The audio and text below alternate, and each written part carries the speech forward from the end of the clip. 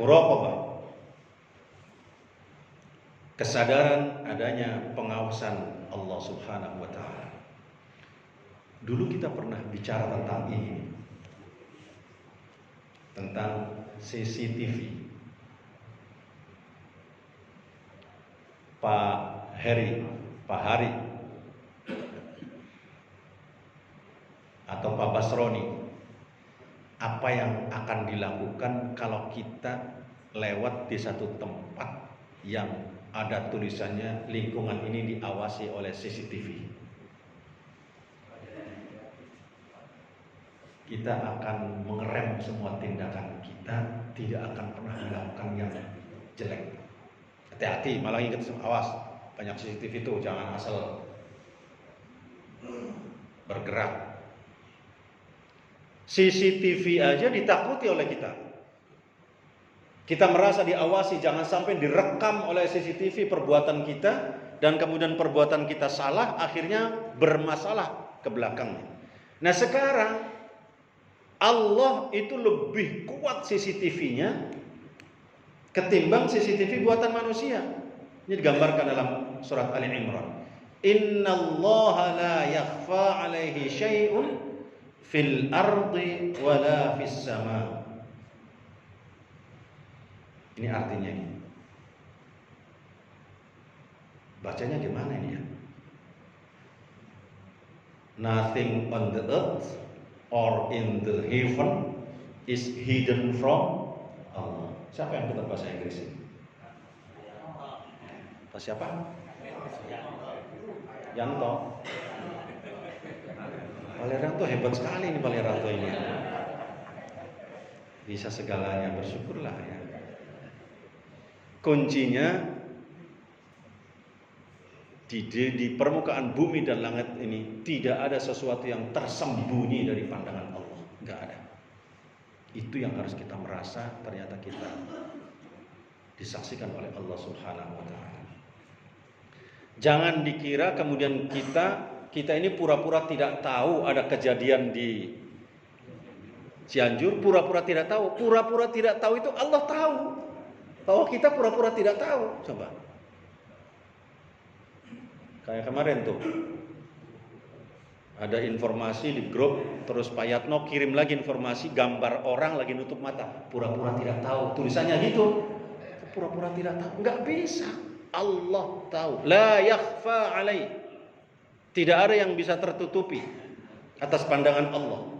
Hati kita pura-pura tidak tahu saja, Allah tahu. Kalau kita pura-pura tidak tahu, jangan sampai pura-pura tidak tahu. Itu lebih besar dosanya. Karena pura-puranya itu. Mari kita sekali lagi kita galang. Ini kemanusiaan kita untuk menggalang, membantu saudara-saudara kita sesama muslim di sana. Banyak pesantren yang akan meneruskan perjuangan Islam. Ternyata mendapatkan ujian cobaan dari Allah Subhanahu wa taala. Muraqabah adalah keadaan merasakan kehadiran Allah. Saya masih ingat waktu khotib Jumat 3 minggu yang lalu Ustadz yang rumahnya di turunan jembatan Klender itu, Ustadz siapa? Salahuddin. Saya masih ingat ketika mau mulai sholat Jumat, dia kemudian menyampaikan pesan. Di antara pesannya, hadirkan Allah, kata dia. Luruskan barisan dan hadirkan Allah. Ada kalimat hadirkan Allah. Saya tak, subhanallah, saya bilang, ini yang harus kita diingatkan. Kenapa kita menghadirkan Allah? Di samping karena kita harus merasa selalu diawasi oleh Allah Subhanahu wa taala, apalagi ketika kita sedang sholat, Rasul berpesan anta'budallah ka'annaka tarahu. Sembahlah Allah ketika engkau menyembah Allah, ka'annaka tarahu, seolah-olah engkau berhadapan dengan Allah, melihat Allah. Ini makanya dia pesan, hadirkan Allah. Subhanallah itu. Fa illam takun tarahu, kalau kamu tidak sanggup menghadirkan Allah di hadapan kita seolah kita berdialog dengan Allah, yakinlah kata Rasulullah, fa innahu yaraka. Sesungguhnya Allah melihat engkau. Inilah muraqabah. Sesungguhnya Allah menyaksikan engkau. Yakini itu, kita diperhatikan oleh Allah. Maka kita sholatnya kemudian menjadi khusyuk. Allah. Jangan kemudian ketika sholat baru takbir saja, baru Allah nih, belum bar, baru Allah. Aduh, rumah belum dikunci, saya kesini. Aduh, ingatnya rumah belum dikunci. Itu konsentrasi kepada kehadiran Allahnya belum ada. Sudah plus, semua kita pasrahkan pada Allah. Ini kesadaran merasakan kehadiran Allah di dalam segala kondisi. Apalagi kita sedang sholat. Anta abudallah ka'annaka tarahu fa illam takun tarahu fa innahu yaraka. Seolah-olah kita berhadapan dengan Allah sehingga ketika kita bertakbir Allahu Akbar, kemudian mengucap Allahu Akbar kabira walhamdulillahi katsira, itu seolah-olah kita, ini kan pernyataan. Doa iftitah itu pernyataan akan keesaan Allah, segalanya kita pada Allah, pasrah kepada Allah, tawakal pada Allah. Semuanya, hidup dan matiku semata-mata karena Allah. Kita ngomongnya seolah-olah di hadapan Allah. Sama seperti ini. Waktu Pak Yatno masih aktif itu di polisi.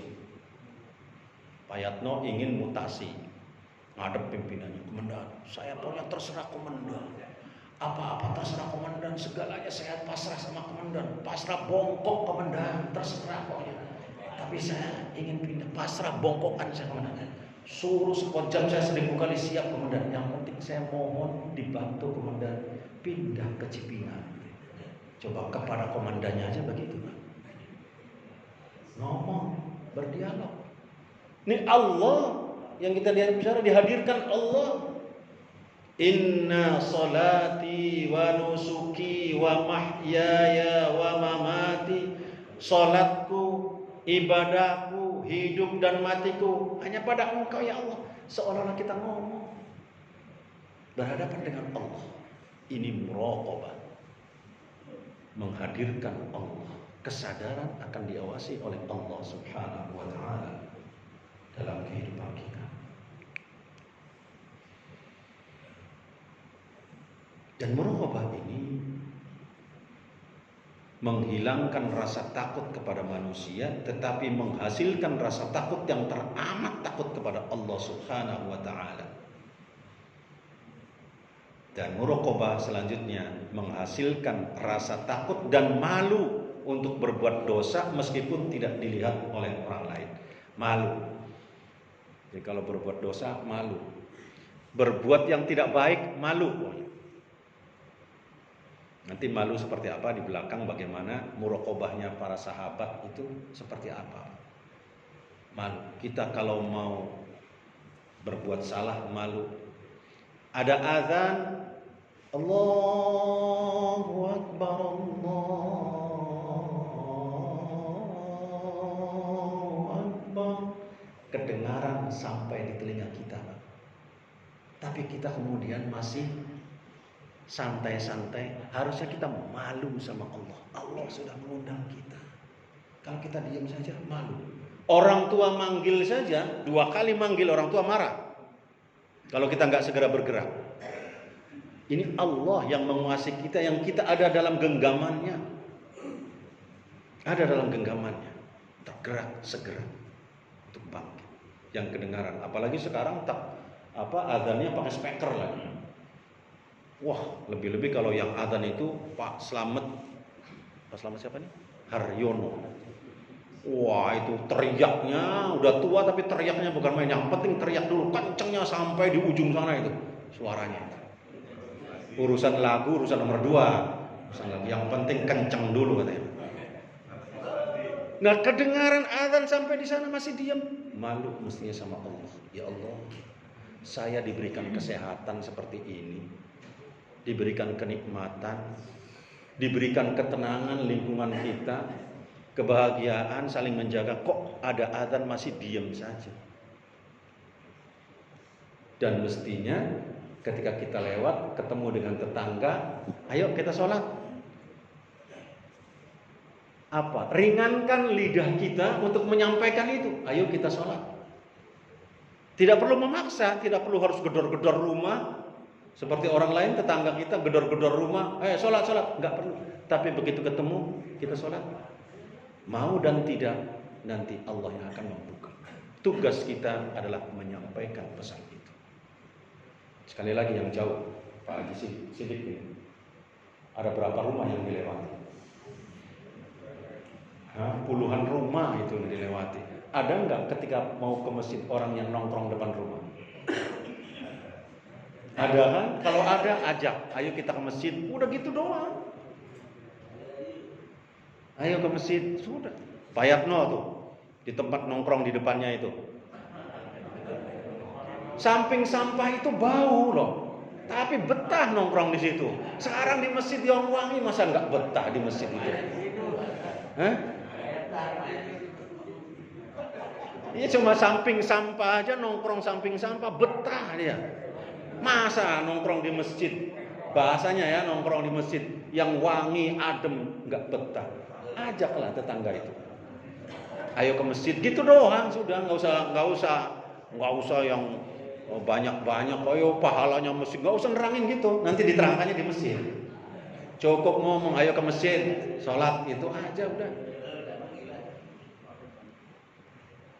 Jangan bosen. Hari ini mungkin enggak.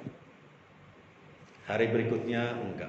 Hari ketiga jangan-jangan dia berangkat. Pertama mungkin karena enggak enak sama Pak Yatno. Enggak apa-apa. Yang lama-lama pasti dia akan ikhlas. Dia akan merasa adanya muraqabah.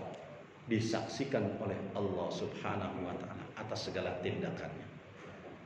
Ini yang paling enggak bisa ngajak itu Pak Bekti sama Pak Mustafa. Siapa tetangganya? Begitu lewat langsung masuk masjid. Pak Bekti sama Pak Mustafa. Gak bisa ngajak-ngajak. Paling yang diajak burung, izin sama burung Pak Mustafa. Burung, saya mau sholat gitu. Sangat dekat itu ya. Yang lain masih mending. Ajak ini dakwah. Muraqabah. Kita disaksikan oleh Allah. Jangan sampai kita lewat ketemu dengan tetangga diam saja, tidak ngajak. Allah menyaksikan, itu ada tetanggamu kok diam aja kamu. Jangan kemudian kita pura-pura tidak tahu. Allah tahu kalau kita pura-pura tidak tahu. Ajak. Sholat. Ayo ke masjid, sholat. Udah gitu aja cukup. Insyaallah. Ini muraqabah. Bagaimana Al-Quran mengingatkan kita tentang Allah itu menyaksikan, kuatnya pandangan Allah melebihi CCTV. Pertama, dalam surat Asy-Syu'ara Allah memberikan gambaran, a'udzubillahi minasyaitonirrajim, alladzi yaraka hina taqum wa taqallubaka fis sajidin. Allah itu yang melihat engkau ketika engkau berdiri sholat. Ini digambarkan ini. Dan melihat perubahan gerakan badanmu di antara orang-orang yang sujud. Ini artinya jangan sampai sholat kita asal-asalan, Pak. Makanya anta'budallaha ka'annaka tarahu fa illam takun tarahu fa innahu yaraka. Kita menyembah Allah seolah-olah berhadapan dengan Allah. Dan kalau tidak sanggup, yakinlah Allah menyaksikan kita. Ini Al-Quran memberikan gambaran. Allah melihat. Kata Al-Quran. Ini. Ketika engkau berdiri sholat. Dan ketika engkau melakukan perubahan-perubahan dari berdiri ke ruku, i'tidal, kemudian sujud. Allah tahu itu. Kalau ada yang sujudnya mendahului atau gerakannya mendahului imam, ini yang Allah juga tahu. Kemarin itu Pak Haji Anwar, mana Pak Haji Anwar ya? Ini kirim itu sholat berjamaah, tata cara sholat berjamaah. Ini pernah disampaikan juga di sini oleh Ustadz Ishak. Bagaimana gerakan berjamaah, pergantian berjamaah, narik orang dari belakang, dari depan ke belakang supaya kita dinilai berjamaah, jangan sendirian dalam barisan itu. Disaksikan. Jangan kemudian kita asal-asalan gerakan sholatnya. Sholat itu, mohon maaf, ini ada dua rukun, namanya rukun qauli dan rukun fi'li. Rukun qauli itu rukun ucapan-ucapan, bacaan. Di antaranya Fatihah, itu rukun qauli namanya. Rukun qauli boleh mendahului imam. Seumpama sholat asar, kita bacanya ternyata lebih cepat daripada imam, boleh. Tapi rukun qauli, gerakan, jangan sampai kita mendahului imam. Batal sholatnya itu, batal. Wah, sudah biasa Ustadz Ishak itu kalau sudah fa idza faraghta fansab, langsung ruku katanya. Sudah biasa. Ya iyalah, kalau sudah selesai pasti ruku. Dia Ustadz Ishak baru bilang fa idza faraghta, tangan kita sudah turun. Kan pasti ruku katanya nantinya. Enggak boleh. Disaksikan oleh Allah itu. Ustadz Ishak enggak ngelihat menjadi imam. Tapi Allah melihat. Kita kemudian ruku duluan. Kan nanti Ustadz ruku juga katanya. Wah, ini yang gak beres. Gak pernah ngaji kalau bahasanya Buya itu. Gak pernah ngaji namanya itu. Ingat ini. Allah menyaksikan kita gerakan-gerakan sholat. Kata Allah. Disaksikan semua. Makanya nunggu imam itu sampai bilang bar. Allahu Akbar, kita gerak baru. Sami'allahu liman hamidah. Jangan kemudian lebih cepat daripada imam. Mendahului imam dalam rukun fi'li membatalkan sholat. Jangan kemudian kita enak-enak saja. Allah menyaksikan kita, melihat kita. Kemudian kita nanti besok di akhirat ngomong, sudah sholat ya Allah. Sholatnya bagaimana kata Allah? Oh, gerakanmu itu mendahului imam. Disaksikan oleh Allah. Imam nggak ngelihat, Allah melihat. Imam nggak mungkin negur karena nggak ngelihat, tapi Allah mencatat, menyaksikan semua itu. Muraqabah. Hendaklah kita merasa semuanya disaksikan oleh Allah Subhanahu wa taala. Innallaha la yakhfa 'alaihi syai'un fil ardi wala fis sama'. Bagi Allah tidak ada sesuatu pun yang tersembunyi baik di bumi maupun di langit. Gak ada. Di dalam pun. Sampai ada orang naruh uang di dalam lemari kecil dibuat dari besi yang diangkat, besi itu gak sanggup diangkatnya. Lemari besinya itu kuncinya berbagai macam kode ditaruh di dalam lemari. Lemarinya dikunci lagi. Lemarinya itu dalam laci lemari, taruhnya dalam laci lemari, lacinya dikunci. Sudah kotak lemari kecil, dimasukkan dalam laci lemari, lacinya dikunci, laci itu dalam lemari, lemarinya dikunci lagi. Lemari itu adanya di dalam kamar, kamarnya dikunci lagi. Kamar itu ada di dalam rumah, rumahnya dikunci. Rumah itu ada pintu gerbangnya dikunci. Sampai berlapis-lapis begitu menjaga hartanya. Allah tahu. Maling gak tahu kalau maling, tapi Allah tahu. Bahkan saya pernah nginep di satu rumah, salahnya tuan rumah ini. Saya dikasih kamar utamanya dia. Ini kurang ajarnya saya, ngeratak saya. Ngeratak tuh gimana ya? Ya karena saya lihat kamar ini baru, jadi buka-buka lah. Saya buka lemari, ternyata di dalam lemari itu di bawahnya ada bunker. Masya Allah. Jadi orang akan tertipu. Lemari di bawahnya ini bunker harta.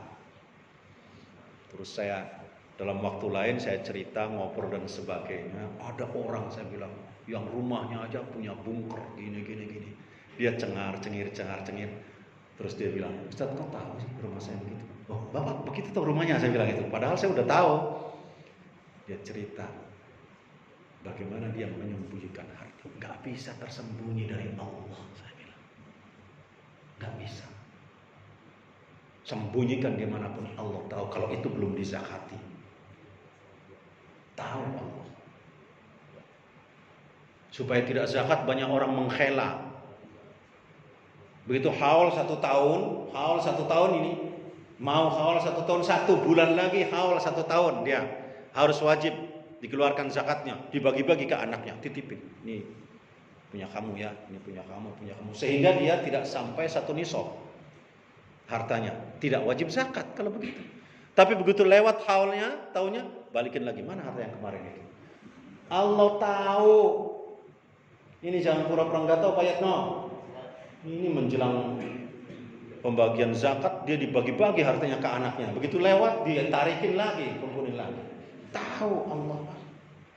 Harta kita itu dibegitukan, tahu. Mungkin orang lain secara hukum itu bisa dibenarkan, tapi Allah tahu. Muraqabah.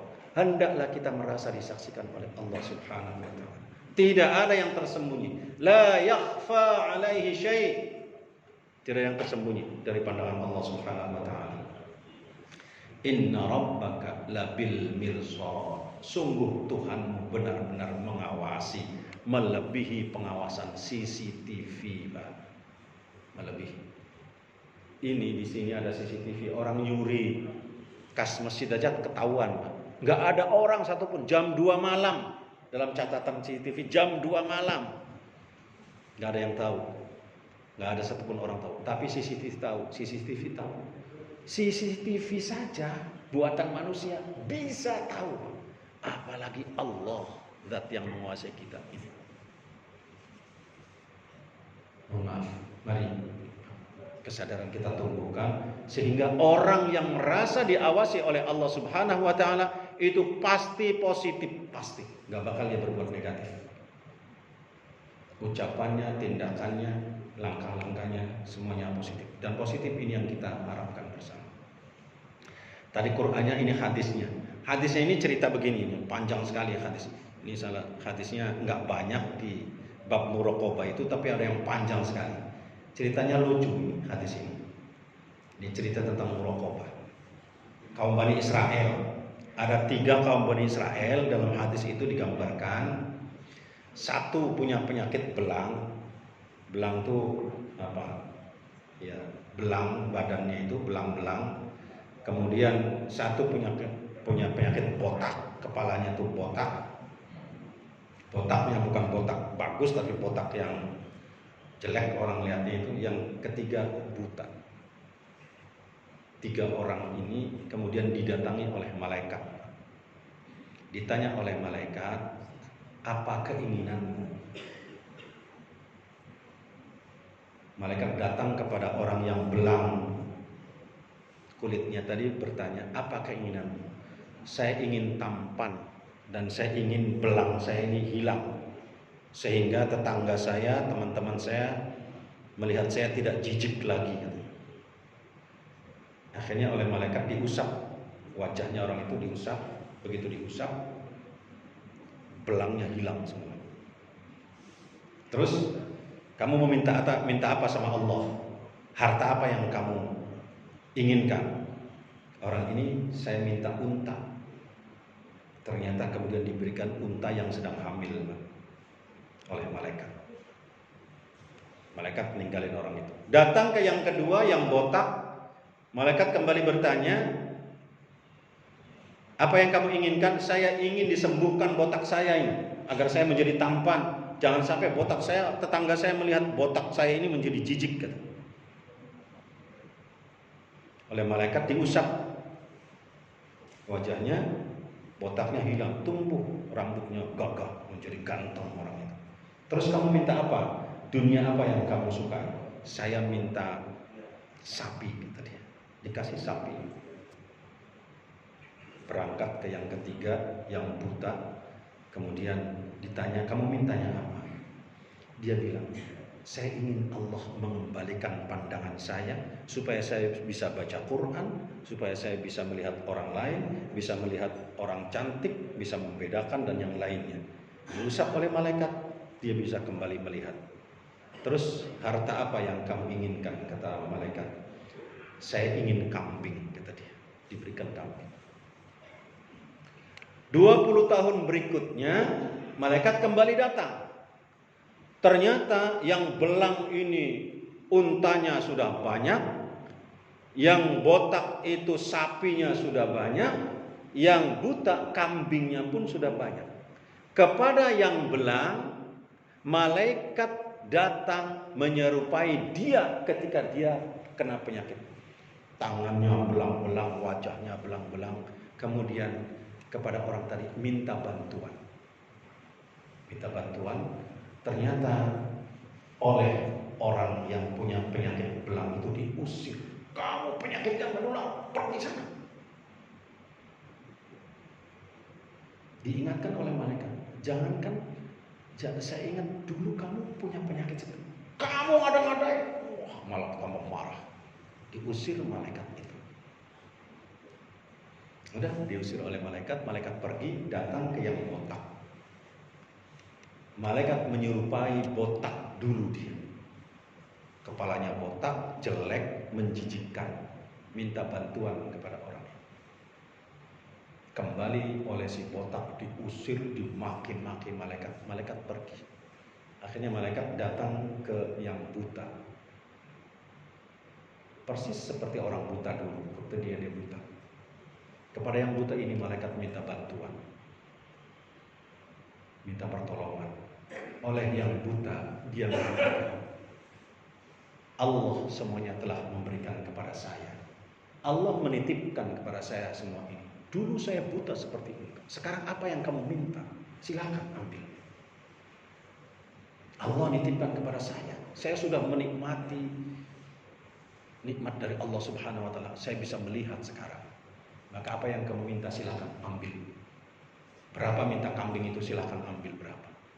Akhirnya malaikat kemudian ngomong, 2 kawanmu itu ternyata dia tidak mau bersyukur, merasa segala sesuatunya adalah hasil kerja dia, sedangkan engkau merasa diperhatikan oleh Allah, bersyukur kepada Allah, maka 2 kawanmu akan kami cabut nikmat dari Allah itu, sementara engkau akan dikembangkan kenikmatannya oleh Allah Subhanahu wa taala.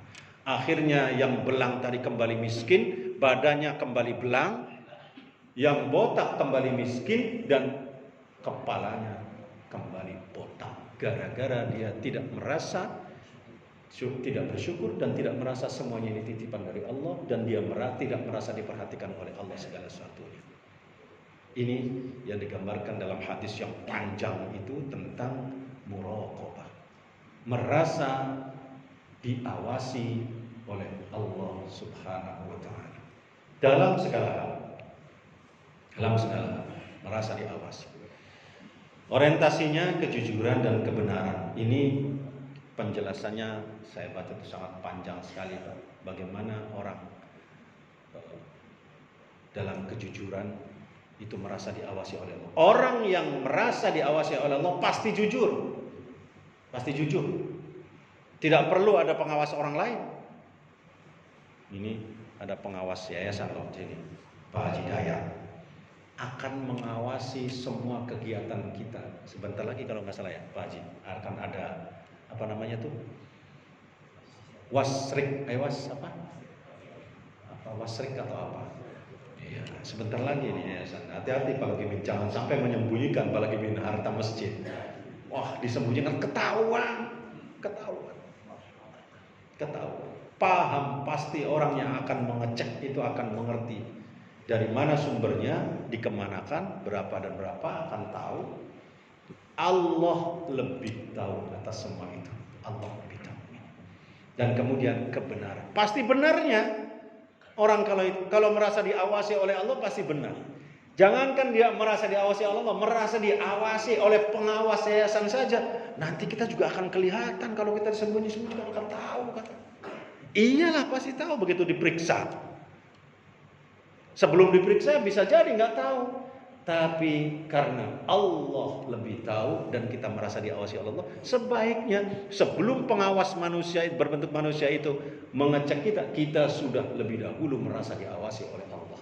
Maka semua perbuatan kita ada dalam kebenaran dan kejujuran. Benar dan jujur. Ini yang paling penting.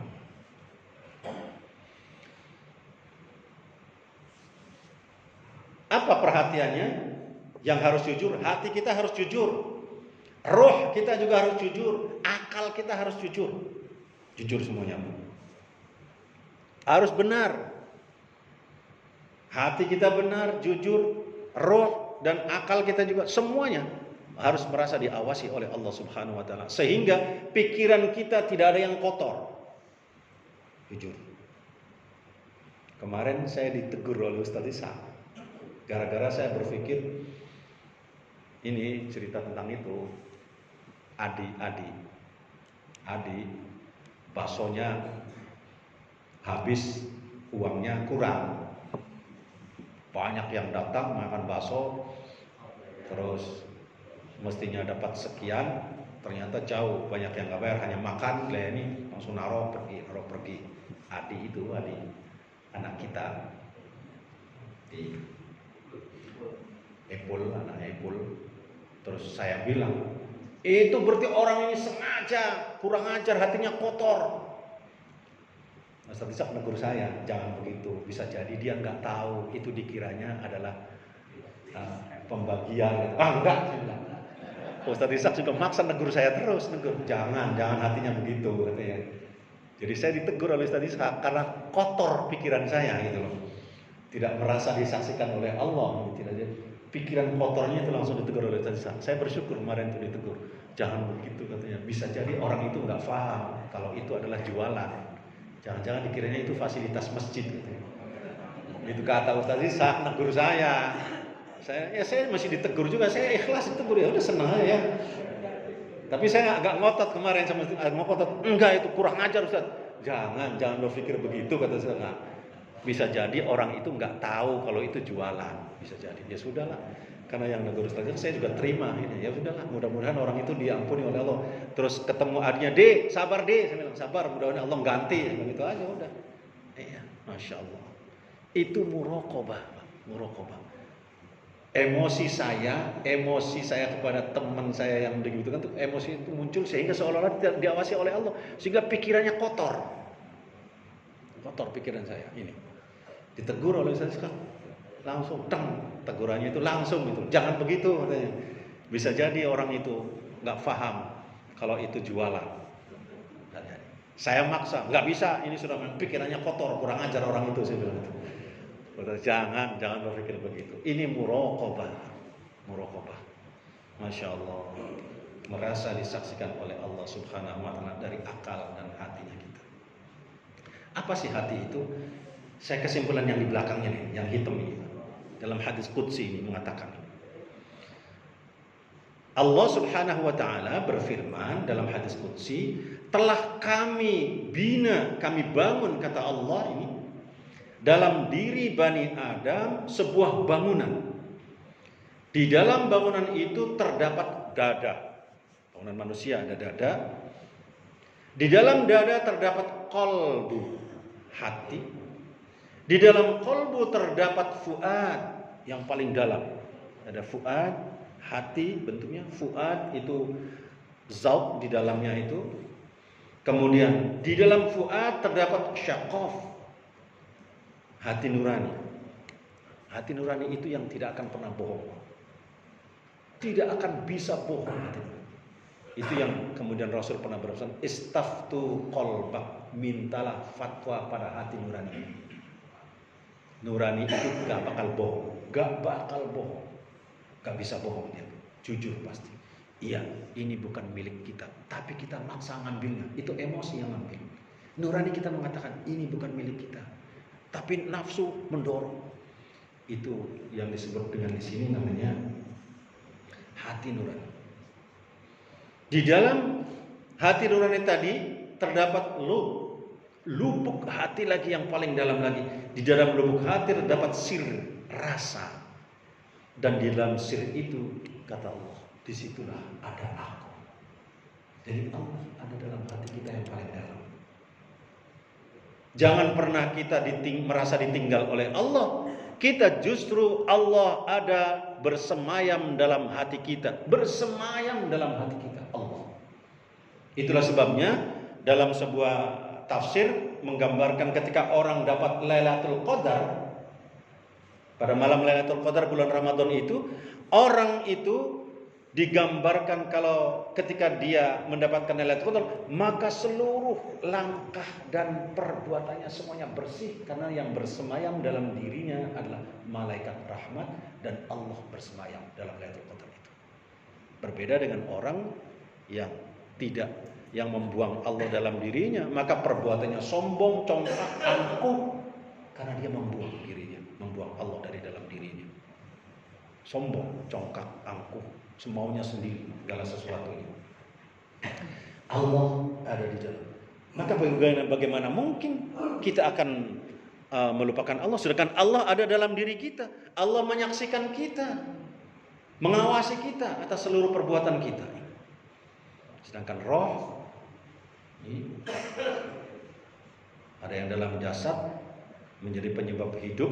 Roh itu, para ahli sufi menggambarkan betapa roh sesuatu yang sangat halus dalam diri. Apalagi itu ada Roh Ibnul Qayyim, salah satu buku yang menggambarkan tentang bagaimana roh ini ada dalam hidup ini, dan kemudian roh itu bisa kembali lagi ke rumah ketika doa, minta doa dan sebagainya. Ketika kita ziarah ke kuburan juga roh itu bisa melihat kita, berdialog bahkan dengan kita. Roh itu ada semua. Itu kita bisa lihat dalam Roh Ibnul Qayyim, kitab tentang roh di sana. Ini sekilas-sekilas saja. Allah bicara tentang roh dan kemudian akal. Jadi tadi hati, roh, akal. Harus merasa semuanya diawasi oleh Allah Subhanahu wa taala dalam segala perbuatannya. Akal insting, akal penghasil ilmu, ada akal yang mencari ilmu, ada penghasil ilmu. Ini nanti larinya pada filsafat dan tasawuf. Uraiannya saya gambarkan ini aja ini, Pak. Di mana posisi akal, di mana posisi hati, di mana posisi rohani. Hati, rohani, akal. Dari gambar ini, itu bisa menyatu. Ketika ada anjing yang tercebur sungai, tidak bisa naik, ternyata spiritual, rohani dua anak ini tergerak, harus menolong. Spiritualnya tergerak, rohaninya tergerak, rohaninya. Kemudian akalnya berbicara, gimana caranya? Buatlah dia sampai gandeng-gandeng seperti ini. Berbicara akalnya. Kemudian hatinya tergendak, spiritualnya menggerakkan itu, akalnya berbicara, ini menyatu. Dia merasa telah berbuat sesuatu yang disaksikan oleh Allah Subhanahu wa ta'ala. Ketika dia tidak membantu ini, dia akan merasa Allah memperhatikan itu semua. Sekarang begini Pak, ini apa yang kita pikirkan ketika kita sedang bekerja bakti di sini, di masjid ini? Apakah karena nggak enak sama teman? Nggak enak sama Ustadz Ishak? Nggak enak sama yayasan? Nggak enak sama yang lain? Kalau kita masih berpikir seperti itu, kita berarti tidak merasa disaksikan oleh Allah. Belum menghadirkan Allah dalam hati kita. Allah belum bersemayam di hati kita dalam sir tadi. Belum. Tapi ketika kita ingin kerja bakti di masjid, niati dari dalam, saya akan melakukan sesuatu karena Allah Subhanahu wa ta'ala, apapun pekerjaannya yang ada di situ. Atau ketika kita cuci piring. Cuci piring ini, ada nggak suami yang suka cuci piring ini? Ada. Nah, apa niatnya apalagi ketika cuci piring? Niatlah menolong istri karena Allah Subhanahu wa ta'ala. Jangan sambil marah, ini istri diem aja ini. Udah tahu kotor masih diem aja, nyuci sambil marah, nggak dapat apa-apa. Dapatnya capek malah itu. Niati kita disaksikan oleh Allah akan menolong istri saya. meringankan beban istri saya nyuci piring atau ngepel. Kerja bakti di masjid, meringankan beban masjid, meringankan beban orang lain. Saya tadi awal saya sampaikan, Rasul banyak dalam hadis mengatakan meringankan beban orang lain ini senang Rasulullah lakukan, bahkan berjalan-jalan kemana-mana. Saya lebih senang seperti ini kata Rasul ketimbang sholat sunnah 1000 rakaat. Itu menolong orang lain, meringankan orang lain. Ini muraqabah, merasa disaksikan oleh Allah. Sehingga ibadah itu hanya ada 3, lillah, fillah, billah. Lillah karena Allah tujuannya jelas. Fillah di dalam rangkaian kegiatannya itu jangan kemudian keluar dari koridor Allah. Aturan-aturan Allah yang kita lakukan dalam beribadah. Kemudian billah dengan Allah bukan dengan syaitan. Kemarin saya dapat informasi ada juga orang yang sholat dengan syaitan itu. Kenapa sholat dengan setan? Yang ganggu orang lain sholatnya, seenaknya dan sebagainya. Setan itu di dalam sholat kita ini banyak juga setan. Malah kalau di pub, di apa namanya itu? Apa sih kalau di tempat-tempat malam itu apa namanya? Iya, klub malam apa itu? Di situ malah nggak ada setan, nggak ada setan di sana. Wong udah jadi setan semua orang yang ada di situ. Iya. Justru kalau di masjid banyak setan menggoda kita, menggoda. Di masjid itu banyak setan menggoda kita, menggoda itu. Kalau di sana ngapain kata setan udah jadi teman saya, udah jadi saya semua, nggak perlu digoda orang itu udah jadi setan. Maka di sini lillah karena Allah, fillah di dalam aturan Allah, billah dengan Allah ketika kita beribadah, bukan dengan siapa-siapa. Ini ditanamkan itu. Qur'annya jelas, hadisnya jelas membimbing kita untuk semua itu. Maka di sini Rasulullah bersabda, al-imanu, bahwa iman itu 70 atau 60 cabangnya. Yang paling tinggi adalah perkataan la ilaha illallah. Kata Rasulullah, perkataan ini ringan tapi memberatkan timbangan dalam amal kita, memberatkan timbangan. Yang paling rendah adalah menyingkirkan gangguan dari jalan. Ada paku, ada batu di jalan, itu iman paling rendah, dipinggirin. Tapi ada orang yang cuek saja. Iman yang paling rendah aja dia nggak mau melakukan. Kemarin tuh sama siapa saya? Pulang tahlil dari rumahnya Pak siapa? Mantan ketua masjid itu, Pak Riban. Ada tangkai cabang yang turun jatuh karena kena mobil truk di tengah-tengah jalan. Di depan sudah banyak orang lewat. Ya Allah, ini orang kok diem aja, saya bilang ini. Terus saya paling terakhir itu sama siapa itu? Pak Mustafa kalau nggak salah ya. Pak Mustafa itu. Pak Mus ini orang kok diem aja menghalang-halangi begini. Pak Mustafa akhirnya sudah tua tapi masih kemudian mau mengangkat. Menyingkirkan situ aja. Ini menyingkirkan sesuatu dari jalan merupakan iman kata Rasulullah, dan itu iman paling rendah. Yang paling rendah saja tidak kita lakukan. Bagaimana yang lebih tinggi? Singkirkan, ada batu di jalan, ada paku di jalan. Itu iman. Iman. Gak bisa dengan tangan jongkok sudah tua, ya dengan kaki disempar. Disempar dengan kaki supaya tidak menghalangi orang lain lewat. Dan kata Rasulullah, sifat malu juga merupakan bagian daripada iman. Sifat malu ini, malu. Nah ini bagaimana muraqabahnya para sahabat ini Pak, sifat malu. Utsman bin Affan itu menyebut rasa malu di hadapan Allah itu sampai menundukkan ketika mandi di rumahnya yang gelap. Mandi telanjang saja sahabat itu malu dilihat oleh Allah. Tempatnya gelap gulita, dia sendiri nggak bisa lihat ketika mandi. Tapi dia malu di hadapan Allah. Ya Allah, malu saya ini, tapi harus mandi. Loh kita gimana? Wah, klebar-klebar haruan itu, nggak ada rasa malu. Itu bagian daripada iman. Bagian daripada iman.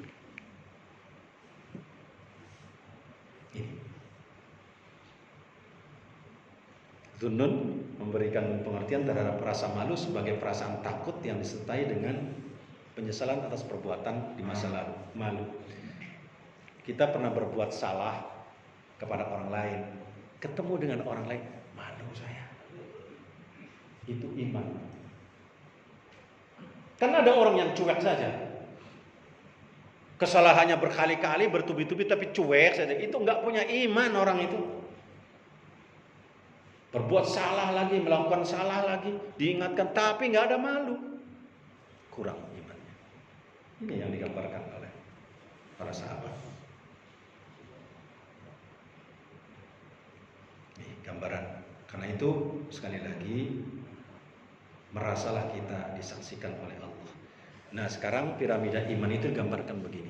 Muraqabah itu merupakan bentuk kebaikan yang paling dasar yang akan mengarahkan kepada muhasabah. Muhasabah adalah seorang muslim mengetahui kekurangan dan kelebihan amal perbuatannya kepada Allah. Koreksi diri. Muhasabah, koreksi diri, perhatikan diri kita.